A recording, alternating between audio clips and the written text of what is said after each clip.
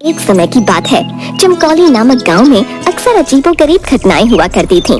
गांव वालों का मानना था कि उनका चमकौली गांव शापित है। जब भी कोई गांव वाला गांव के जंगल में जाता तो वो जिंदा नहीं बचता।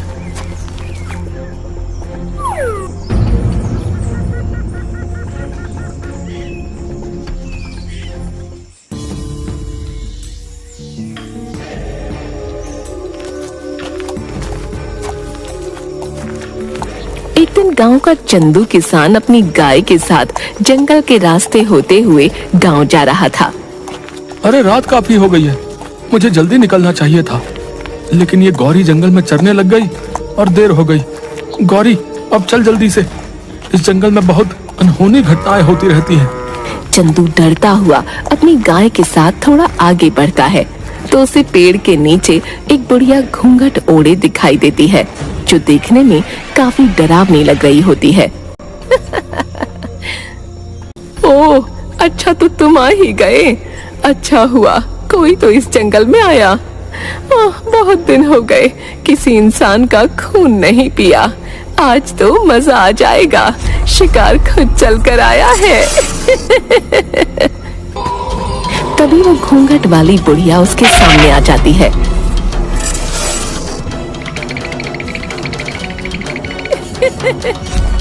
ने लंबे लंबे नाखूनों से चंदू को मार डालती है। चंदू किसान और उसकी गाय को मार डाला। भैया ये तो अच्छा नहीं हुआ भैया। हाँ भैया, अब तो इस गांव में रहते भी डर लगता है, लेकिन क्या करें भैया, गांव छोड़कर भी तो नहीं जा सकते ना। वो जो जंगल है वो गांव के बीचों बीच ही पड़ता है भैया, आखिर जाए भी तो कहाँ। और ये बोलते हुए वो दोनों बहुत उदास हो जाते हैं। चंदू के मरने की खबर उसके घर पहुंचती है। चंदू किसान का बेटा पप्पू जोर जोर से रो रहा होता है। अरे अरे, अब बस भी कर दे रोना तू। तेरा बाप तो तुझे छोड़कर चलता बना मेरे ऊपर। आखिर मैं कहाँ से खिलाऊंगी तुझे रोटी? मेरा तो खुद एक बेटा है, और तेरे बाबा जो आज तक एक पैसा भी नहीं जोड़ पाए छोड़ गए तुझे मेरे ऊपर। नहीं नहीं, अब मैं तुझे अपने पास नहीं रख सकती। हाँ, निकल जा यहाँ से। अरे हाँ माँ, निकालो इसे यहाँ से। पिताजी का सबसे लाडला बना फिरता था, अब आए का मजा। अरे नहीं नहीं माँ, ऐसा मत कीजिए। मैं आखिर कहाँ जाऊंगा माँ? ऐसा मत कीजिए माँ, पिताजी के बाद अब आप ही मेरा सहारा है माँ। अरे वो सब मैं कुछ नहीं जानती, समझा? तुझे इस घर से जाना ही होगा, जा यहाँ से। जिसके बाद पप्पू वहाँ से बड़े उदास मन से चल देता है।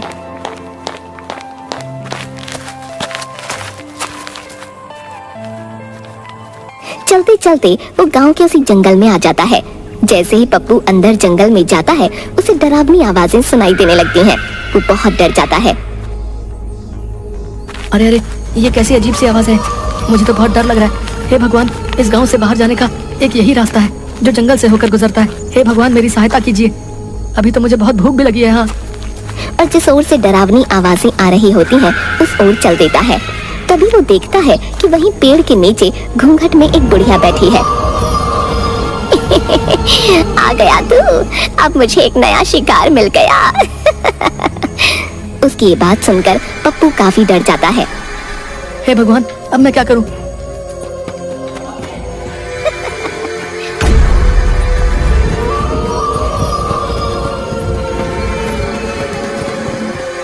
तभी भागते भागते पप्पू एक गड्ढे में गिर जाता है।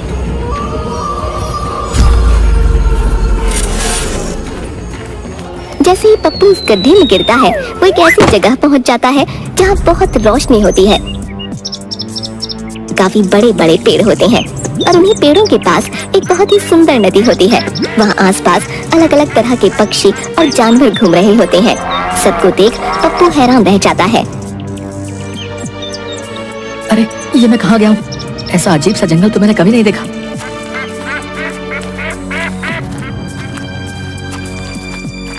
तभी वो थोड़ी दूर चलता है कि उस जंगल में गांव के वो लोग जो मर गए थे पेड़ से बंधे थे, और साथ में पप्पू के बाबा भी थे। पप्पू ये देखकर हैरान रह जाता है और अपने बाबा के पास आ जाता है। अरे बाबा, आप जिंदा हैं? आपको पता है, मुझे लगा था मैंने आपको खो दिया, लेकिन आप तो जिंदा है। लेकिन आप यहाँ कैसे आए? पप्पू की इन बातों का उसके बाबा पर कोई असर नहीं हो रहा था। अरे बाबा, आप बोलते क्यों नहीं? तभी पप्पू के पास एक अजीब सा दिखने वाला आदमी आता है जिसकी 3 आंखें होती हैं। पप्पू उसे देखकर हैरान हो जाता है। अरे बेटा, तुम मुझसे डरो मत, मैं तुम्हें कुछ भी नहीं करूंगा। इस जादुई जंगल में आसानी से कोई नहीं आ सकता। अगर तुम यहाँ आए हो तो जरूर तुम में कोई खास बात अवश्य है। लेकिन आप कौन है? और यहाँ पर मेरे गांव के वो सारे लोग मौजूद हैं जो मर गए थे, यहाँ तक कि मेरे बाबा भी। मेरी तो कुछ समझ नहीं आ रहा है। बेटा, मैं इस जंगल में कई वर्षों से तपस्या कर रहा था कि अचानक एक दिन यहाँ पर एक औरत जो पिशाचिनी थी वो आ गई। कई वर्षों की तपस्या के बाद मुझे एक मंत्र मिला जिससे मैं सबसे शक्तिशाली हो सकता था और हमेशा के लिए अमर भी। लेकिन इस बात की खबर उस पिशाचिनी को लग गई और यहाँ मुझे मारने आ गई। मैं पिशाचिनी हूँ। मुझे पता चल गया है कि तेरे पास वो जादुई मंत्र है। मुझे वो जादुई मंत्र बता, मैं इस दुनिया में अमर होना चाहती हूँ। उस समय अगर मैं पिशाचिनी को जादुई मंत्र नहीं बताता तो वो मुझे मार डालती, इसलिए मैंने उसे वो जादुई मंत्र बता दिया।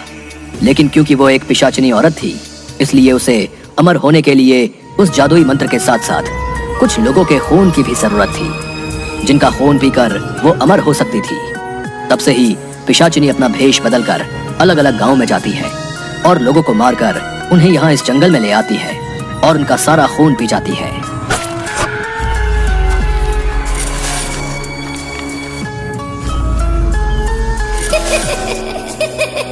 तीन आंखों वाले आदमी की ये बात सुनकर दंग रह जाता है। तो क्या अब मेरे बाबा और मेरे गांव के सभी लोग कभी जिंदा नहीं हो पाएंगे? बेटा, जिंदा हो सकते हैं, लेकिन इसके लिए तुम्हें एक कठिन राह से गुजरना होगा। वो घूंघट वाली औरत ही पिशाचिनी है जो तुम्हारे गांव के लोगों को मारा करती है। अब बस उसे कुछ ही लोगों के खून की जरूरत है, जिसके बाद वो उस जादुई मंत्र से अमर हो जाएगी। अगर ऐसा हुआ तो तुम कभी भी अपने पिता और बाकी गांव वालों को कभी जिंदा नहीं कर पाओगे। सिर्फ एक ही रास्ता है जो उस घूंघट वाली पिशाचिनी को अमर होने से रोक सकता है, लेकिन राह बहुत कठिन है। मुझे वो राह बताएं। मैं अपने बाबा और गांव वालों को फिर से जिंदा करना चाहता हूँ। बताएं मुझे क्या करना होगा। तभी वो 3 आंख वाला आदमी पप्पू को एक जल का लोटा देता है। पप्पू, इस सिद्ध जल के कलश को लेकर तुम्हें उस पिशाचिनी के पास जंगल में जाना होगा और जिस वृक्ष के नीचे वो अपने शिकार का इंतजार करती है, उसी वृक्ष के ऊपर एक उल्लू निवास करता है। उसी उल्लू में उस पिशाचिनी के प्राण हैं। अगर उस उल्लू के ऊपर तुम इस सिद्ध जल को छिड़क दो तो उसका अंत निश्चित है। आप मुझ पर भरोसा करें, मैं अपने बाबा और गांव वालों के लिए अपने प्राणों से खेल जाऊंगा। कलश लेकर तो तुम जाओगे, लेकिन ध्यान रहे, ये कलश अगर गलती से पिशाचिनी ने छू लिया तो इसकी सारी शक्ति खत्म हो जाएगी। एक बात और, ये काम तुम्हें सूर्यास्त के वक्त ही करना होगा। अगर उस पहर से पहले तुम काम न कर पाए तो रात होते ही उल्लू वहां से उड़ जाएगा। उसके बाद उसका पता लगा पाना बहुत मुश्किल होगा। आपकी कही सब बातों का मैं ध्यान रखूंगा। अब आप मुझे आज्ञा दें। तुम अपने कार्य में कामयाब होकर लौटो। सभी का आशीर्वाद तुम्हारे साथ है।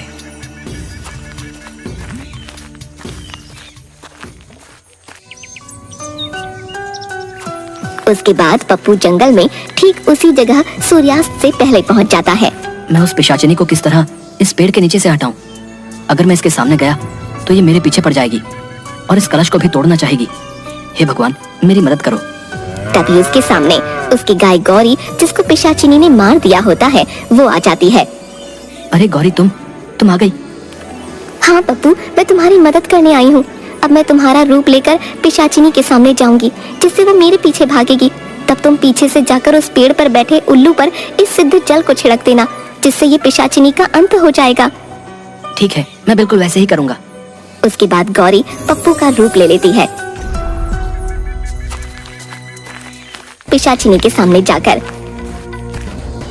इधर देखो बूढ़ी पिशाचिनी, आओ मेरे पास। अरे ये क्या देख रही हूँ? आज मेरा शिकार मुझे खुद बुला रहा है। आज तो आनंद आ जाएगा।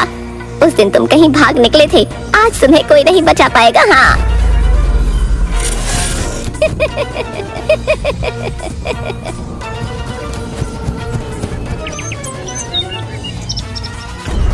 सूर्यास्त होने ही वाला है। यही वक्त है जब मुझे उस उल्लू पर जल छिड़ककर इस पिशाचिनी का अंत करना होगा। पप्पू झट से उस पेड़ पर चढ़ जाता है और देखता है कि एक बहुत भयानक सा उल्लू पेड़ की डाल पर बैठा हुआ है। पप्पू कलश से जल उस पर छिड़क देता है, जिससे उल्लू जलकर खाक हो जाता है। और वहीं दूसरी ओर पिशाचिनी गौरी के पीछे भागते हुए जलने लगती है। अरे ये क्या हो रहा है? मेरा शरीर कैसे जल रहा है? धोखा, मेरे साथ धोखा हुआ है। नहीं, किसी को नहीं छोड़ूंगी, बचाओ।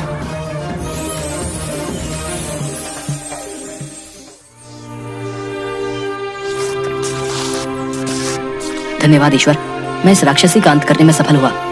उसके खत्म होते ही पप्पू के बाबा और सभी गांव वाले उस 3 आंख वाले आदमी के साथ वहां आते हैं, जिन्हें देखकर पप्पू बहुत खुश हो जाता है। अरे बाबा, आप जिंदा हो गए।